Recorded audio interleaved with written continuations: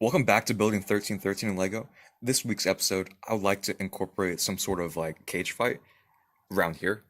I'm not actually sure if I want it to be actually like an ordinary cage fight, but I'm sort of thinking like more of an arena type of like look, since this whole section is actually the sewer, so I want to incorporate the sewer back here. But like in some movies and TV shows, there's always like a fight in a sewer, and then there's like a bottomless pit in the center. So that'd be really cool incorporating like some sort of bottomless pit in the muck.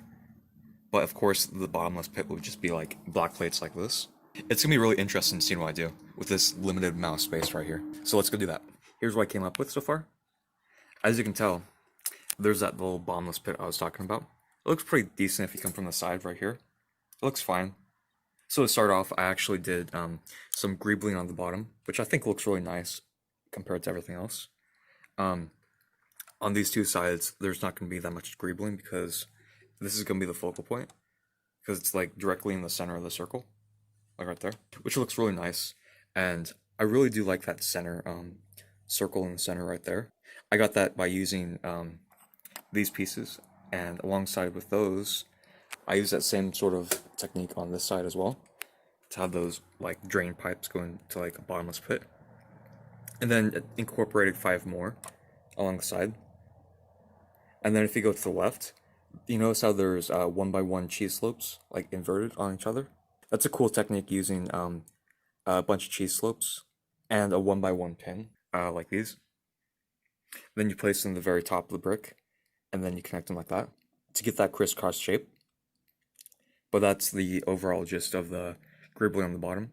So if you go up a little bit, you notice how there's like this center like divider right here. That's actually going to be for this drain pipe. That's going to sit like about right there, which is going to look really nice since I actually didn't have enough of these slopes, so I actually incorporated different techniques.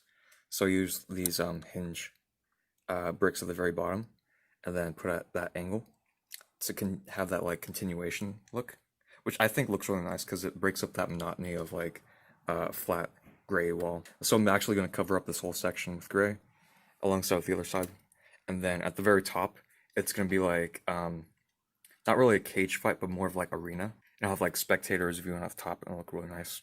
I did this so in order for them to actually like fight, they can push each other off the edge, and this would be like right about there.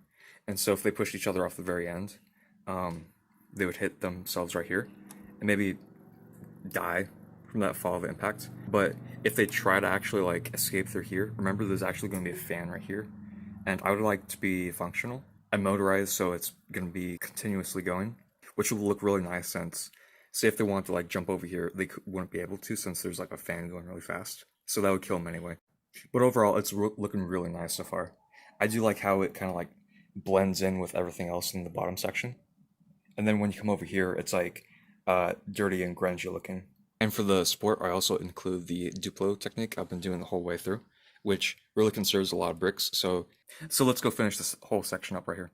I'm starting to really like this section a lot since it kind of reminds me of like a hut in a way, but in reality, it's actually just like a slope and doesn't really mean anything. So what I ended up doing was I filled in both sides right here, like I said, with gray, and then that side too. And the roof, well, not the roof, but the top of it, I actually covered up with 1x1 grill pieces and 1x2, not 1x1 grill, 1x2 grill pieces and 1x2 jumper plates for me to place figures on it. I was thinking it'd be kind of cool if I put wampas battling each other, or like some Jedi fighting to the death, or maybe bounty hunters. That's a cool thing about this little arena. You can put whatever figures you want. It'll look really good since I have these lights off to the side. So I'll make sure to wire them so they're pointing directly downwards, which will look really nice. That's what it looks like with 2 wampas. I think it looks pretty nice. If you like look back, it's kind of cool how it fits directly in this circle. Right now it's kind of out of context since there's not like a balcony right here showing the spectators and people like betting on who's going to win. I also didn't finish this section as well right here because I wanted to incorporate some like pile of trash or something. But I also remembered that since these wampas get in this like arena, there has to be like a grand entrance for them. So I'm not exactly sure how I'm going to incorporate that into this confined area. I'm actually thinking about expanding it out a little bit further here. So probably like end maybe like right here. But that concludes this episode of Building 1313 Lego. Have a great day and see you next week.